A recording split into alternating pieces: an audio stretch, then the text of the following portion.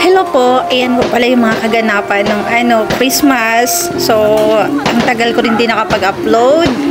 Ayan. Ang lakas ng ulan. Anyway, ang sobrang lakas ng ulan talaga dyan. Pero sobrang nag-enjoy kami. Ayan, dami mga fireworks. Sponsor po yan ng mga subdivision. Grabe ang ulan, pero hindi kami natitinag.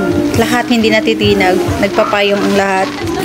So, habang nag-voice over ako ngayon, ito, kumakain ng dragon seed. Tutok pakwan. Char. Yeah, di ba?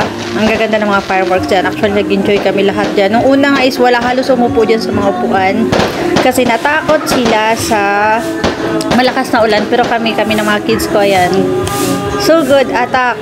Ayan. Umupo talaga kami. Tapos nung nakita nila na umupo kami, nagantay pa ng mga 30 minutes bago sila sumugod. Ang daming ganap dyan kasi may mga nag-aak pa dyan. So, sobrang saya. Maganda dyan magsimba mga Lodi Loves. Yan kami nagsisimba ng mga kids ko. Open kasi dyan.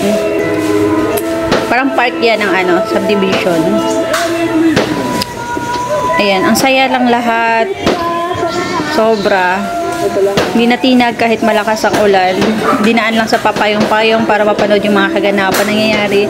So, habang ngayon, nag-voice over ako. Andito may bisita kami. Andito yung bisita namin kumakain. Tapos, ako naman di kumakain ng dragon seed.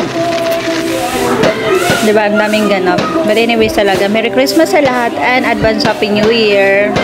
Wala pang New Year po, ang dami ng fireworks. Yan, pagsalubong po kasi yan sa Pasko mga Lodi Loves. So, sobrang ang ganda tingnan, sarap sa pakiramdam. Sana ang lahat, no? Maraming blessing darating ngayong Pasko. Ngayong Pasko, mag-New Year na nga eh. So, ngayong New Year pala. So, yan, late ko na i-post talaga yan. So, anyways, Advance Happy New Year po sa lahat.